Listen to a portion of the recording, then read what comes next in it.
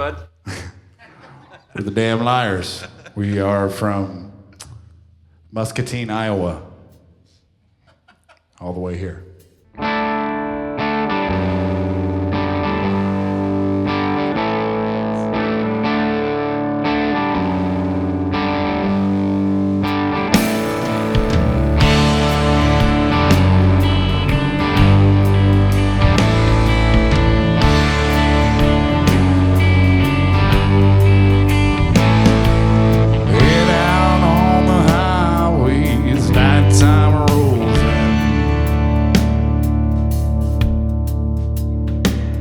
Everybody's day's over, his mile just begins. If daylight is forgiveness, nighttime is sin.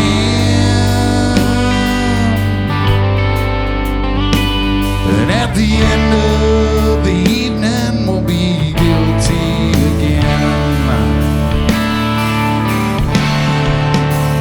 Every lone wolf gets lonely sometimes.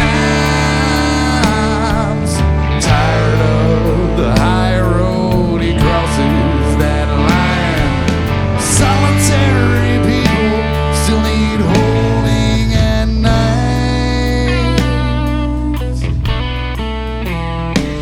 Every lone wolf gets lonely sometimes.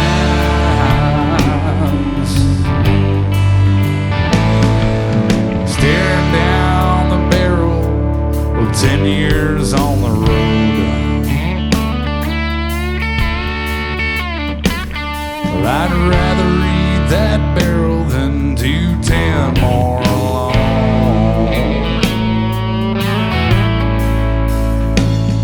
It's a sober realization there ain't no one at home.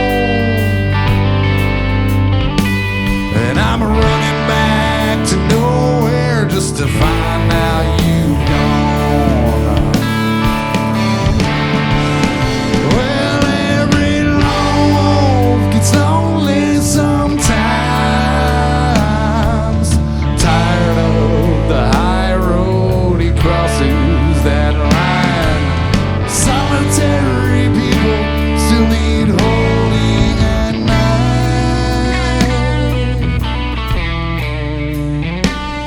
Every lone wolf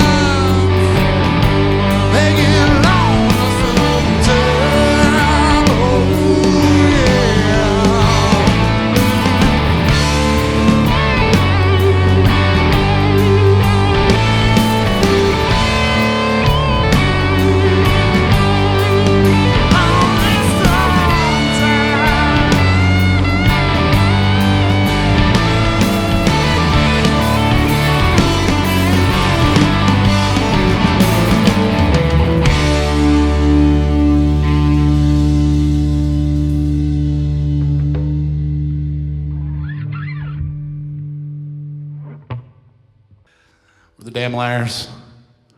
We're from Albuquerque, New Mexico.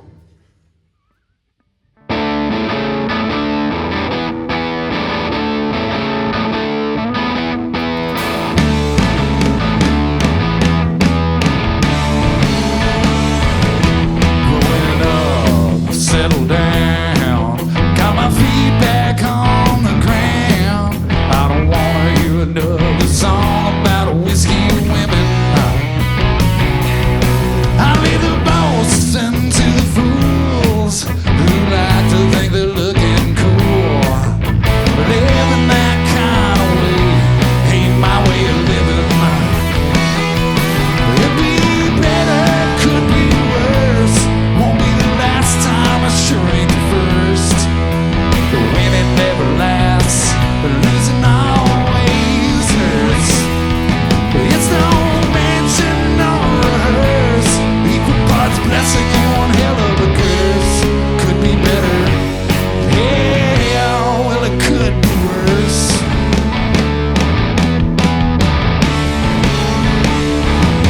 I love old dogs and tea, and the brand newest shit don't mean shit to me. I head out on the river to catch the real news. Well, sticker if you must, and while my bones return to dust, every little scar is one more paid due. How do you do? It could be better, could be worse. Won't be the last time, it sure ain't the first.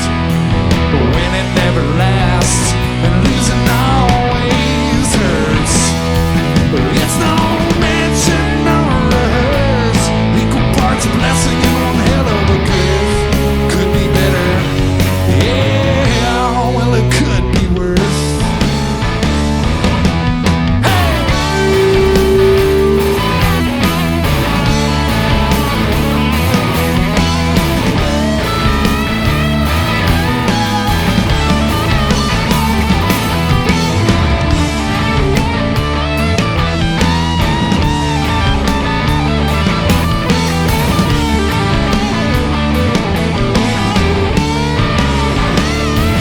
Could be better, could be worse.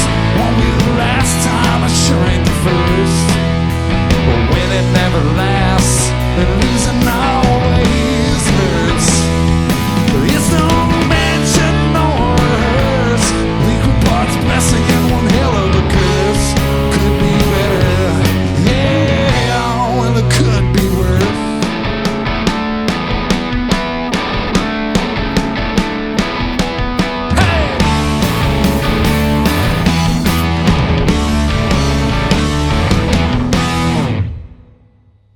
We are the Damn Liars. We are from Poughkeepsie, New York.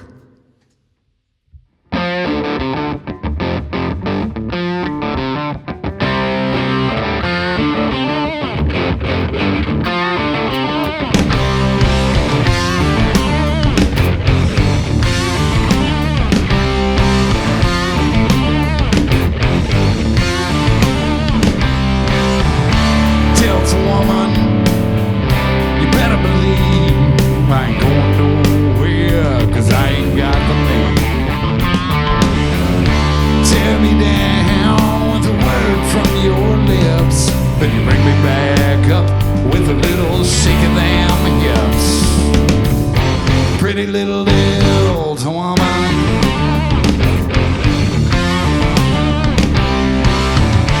tells a woman she takes care of her own. If you mess with us, she gonna cut you down. The trigger finger, Lord, and when it starts to itch, she's a real good woman and one real bad bitch. Pretty little Delta woman, got a real fine woman who's down to spend her whole life with me. Ask around anyone in town, let me tell you the same thing. Never been a man with a woman on the side. I'm a one-woman man, and you know I'm gonna treat her right. That's right.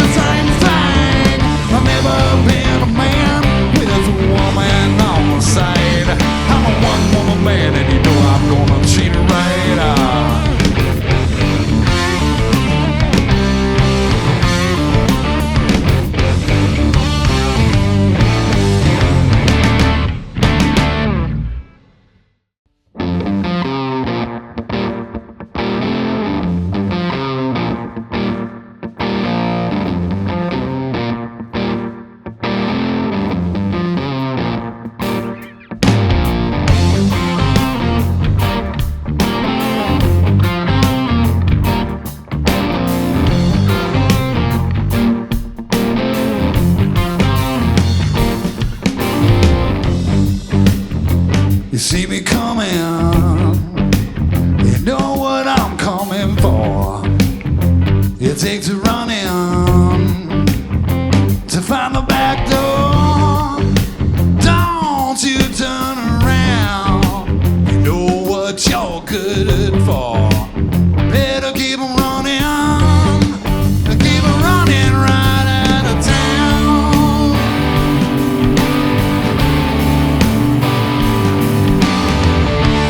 Making this all so goddamn easy. I ain't never gonna sell my soul. Helping hand or a pile of gold. I ain't never gonna sell my soul. You're the one who needs saving now. There's only one way out.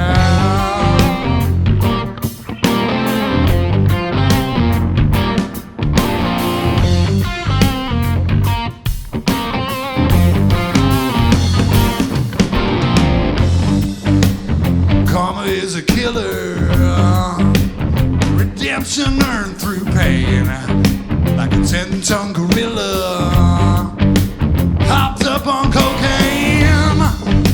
Don't you turn around if you know what you're good for. Better keep running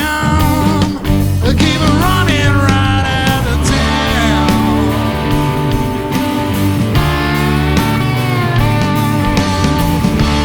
Making this all so goddamn easy.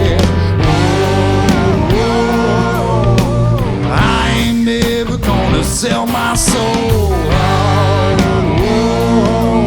for a helping hand or a pile of gold.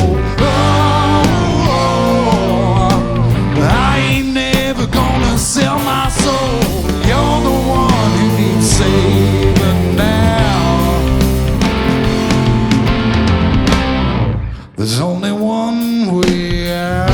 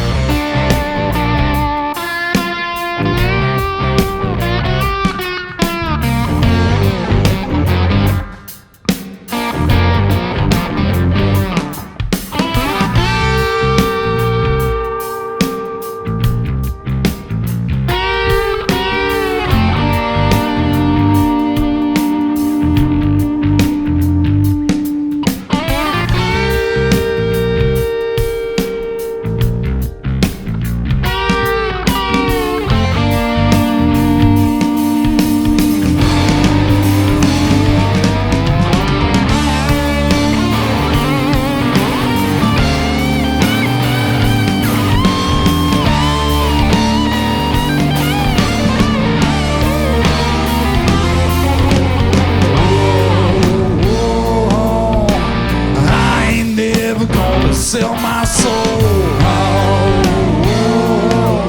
for a helping hand or a pile of gold. I ain't never gonna sell my soul. You're the one who needs saving now. I said you're the one who needs saving now.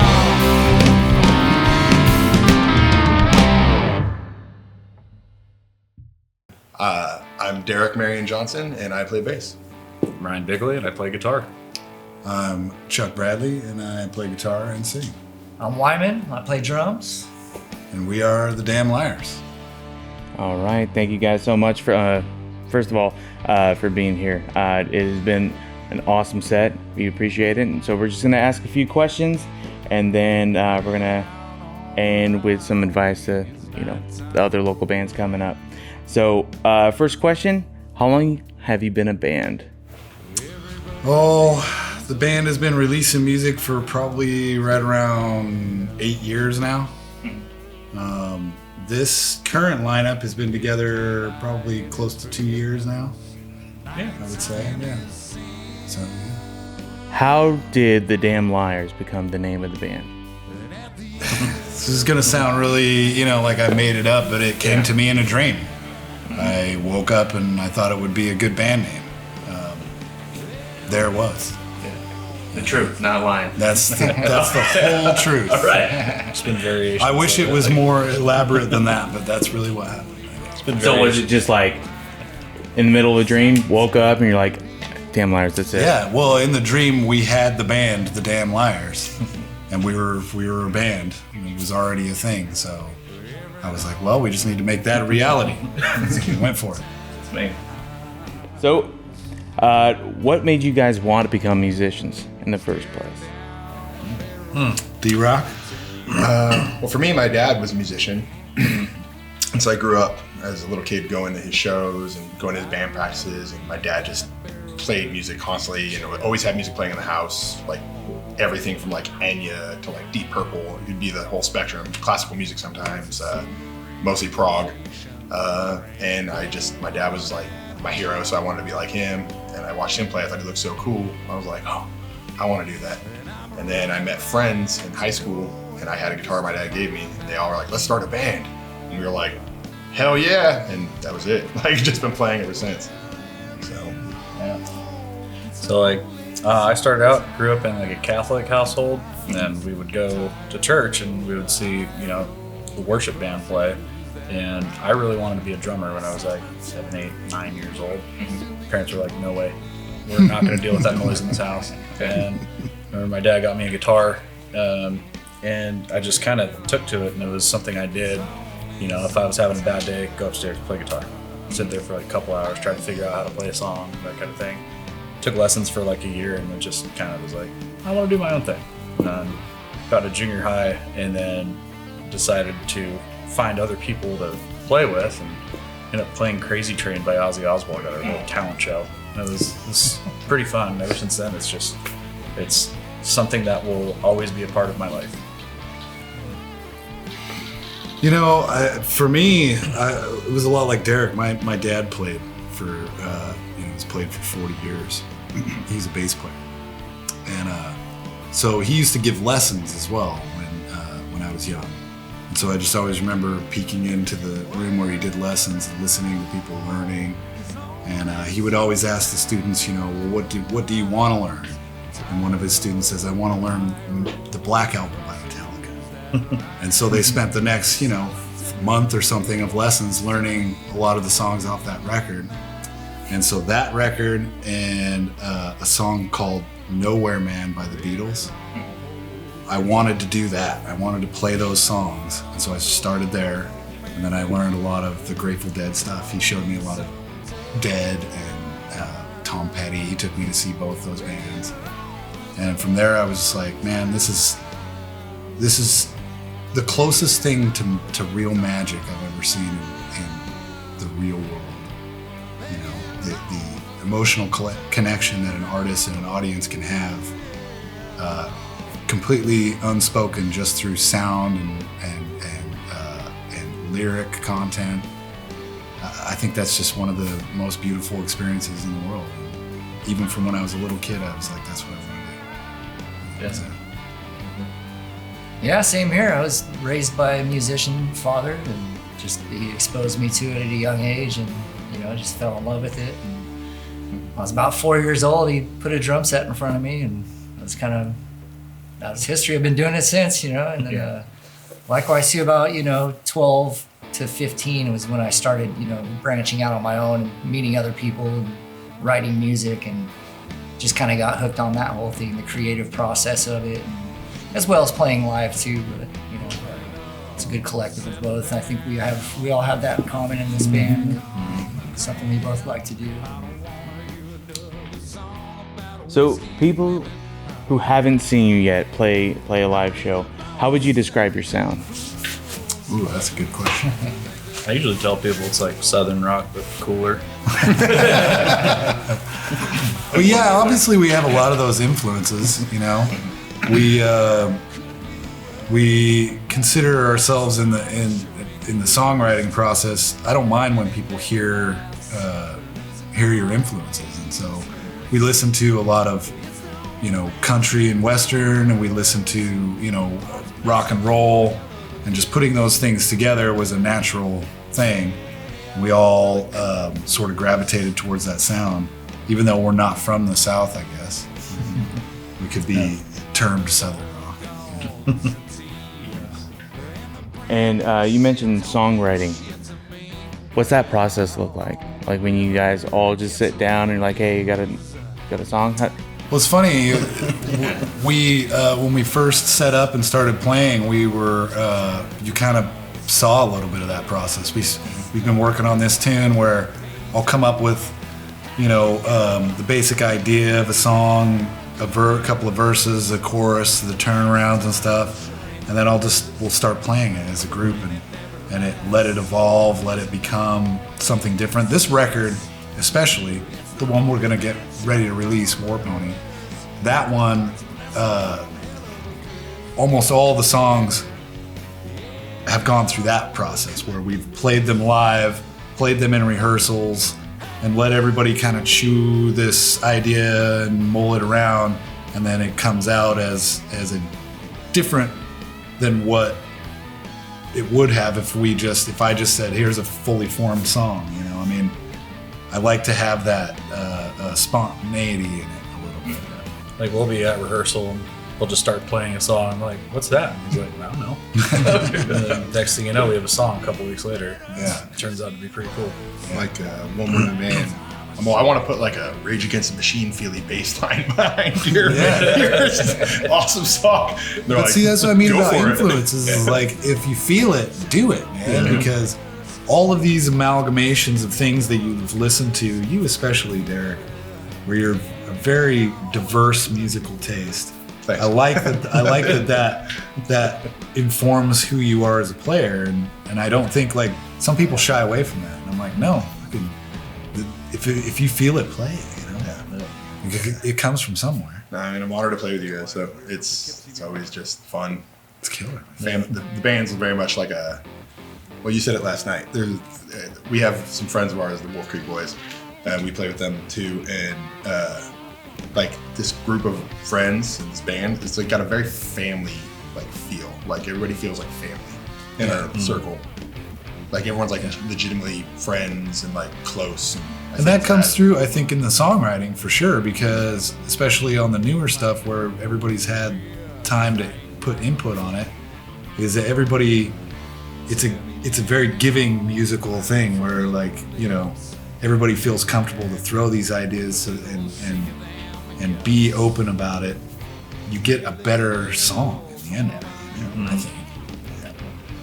It's easy when you have when it's all your buddies. Yeah. No egos, just like having fun. Yeah, nobody's afraid to try stuff or, you know, throw an idea out there because it becomes stronger as a whole product. Yeah. It's amazing to hear. Yeah, usually mine's like, oh, you have an idea? That's cool. Moving on. Yeah. Can I butt in off of that question? Could you give us a little insight into the way you like to write lyrics? Because I feel like one of the things that's really always drawn me to the Damn Liars is there's always been a maturity to the lyrical content that you don't see in a lot of things in the area. You know, So if you could speak to that a little bit. Yeah. Simon, I appreciate you saying that, man. I was just saying to my wife last night, speaking of the Wolf Creek Boys, you know, I noticed that they have a lot of fans that really like sing their songs back to them. And like, we're starting to see that more and more. And I said to my wife, I was like, well, man, maybe these weird songs that I'm writing somehow reach people, you know, you just never know. I think for me, I read a book that Neil Young put out. I was on the road, I read a book called Waging Heavy Peace. And there's a piece in that book where he says the worst thing you can do for a song is chase it. And so when I'm writing lyrics, usually it's just me sitting with an acoustic guitar, and I'll come up with a couple of lines, or something will come to me when I'm sleeping or driving. A lot of times when I have like nothing else to do and it's just a very zen kind of moment, that's when I think of an idea, and then I just let it come. I just strum a few, and I don't try and write a verse, or, you know, I'll get one verse and then I'll go, okay, I'll put it down for a minute, and I'll just play that verse a few times until the next verse comes. And then, because I used to sit down and go, oh, I gotta write a song today, you know, I'm gonna sit down and write it, and it just pissed me off every time. And I was like, finally I just was like, put it down, let that well fill back up, and let it lead you somewhere. And so a lot of the newer stuff, some of it hasn't even really been fully formed until these guys put their stuff on it, and then it comes to inform how the verses are structured and things like that. And so then you start trimming out stuff to where the idea remains, but you're not saying extra stuff or playing extra stuff. It's just you're getting your idea across and not overdoing it. You know? So I just let them come, I guess. Sometimes they come faster than others. Yeah. Some of them have been sitting around for 10 years, you know. And some of the ones I'm pulling out now that I just sent you guys some demos on the other day are songs that I've had for kicking around for 10 years. You know? And they're just now finding like a little bit of a home. They're legit good too. Yeah. They're good songs. We're excited to work on them. Can't wait. Next episode. New content. No, I'm just kidding. So, what are some venues that you enjoy playing at, or wish that you could play at? Ooh, I mean, there's many. Obviously, the number one, well, one of the top ones for me would be Red Rocks. Yep. If I could ever play Red Rocks. Number one right there. I could probably retire after that. After watching U2 play there. I mean, I was a little kid watching that U2, that U2 concert. That's probably number one for me. I think there's another one back east called the Wolf Trap. It's really cool. And then I would love to play Sturgis one year. Just because I think we should. Yeah. It needs to happen. All the stuff we do with like Choppers Magazine, I don't think. Yeah. You know, We do a lot that's of the very motorcycle attainable stuff. goal. Yeah, already. But yeah, as far as locally, I've played one time as part of another band, but I would love to play the Great American Music Hall in San Francisco. You know, everybody says Warfield, and that's cool too. I mean, I love the Warfield too, but the Great American Music Hall, I don't know if you guys know that place, but it will blow your mind. It's all done up like 17th century, like French Gothic kind of stuff on the inside. It's pretty neat, man. And it just sounds incredible in there. It's haunted as hell. We were just there. We were doing like a benefit thing. I was there with Mike Hellman. We were doing it was like a benefit thing, and they just had a bunch of bands playing. And so we did our sound check, and we just got to walk around this whole venue, and it was damn near empty. You know, there wasn't even any staff in there yet or anything. We got to walk around the whole thing. I would love to play there again. Maybe Wembley Stadium, maybe. I don't know, stadiums, man. Every time I go to a stadium show, even if it's great and I think the band does well, I never have the greatest experience. You know, it's not their fault by any means, but there's just so much going on around it, food and seats and all that stuff. Sometimes it's hard for me. I like the smaller venues. Yeah, like playing Folsom Hotel, you could actually go out, interact with people that show up. Birdie's is another good one. I Totally. love playing Birdie's. Yeah. We have fun with Goldfields a lot too. Oh yeah, Goldfields. Goldfields is always fun. They're always really nice to us. Yeah, the one in Roseville. Plus, they got killer sound there too. Yes. Yeah. Really cool people to work there. All right, and then last question, and we'll let you go. So, what's some advice you would love to give new, upcoming, aspiring local artists that are just, you know, they bought their drum set, or their dad put their drum set in front of them, or, you know, their parents said, hey, no drum set, here's a guitar, right? What would you tell them? Keep going. Yeah.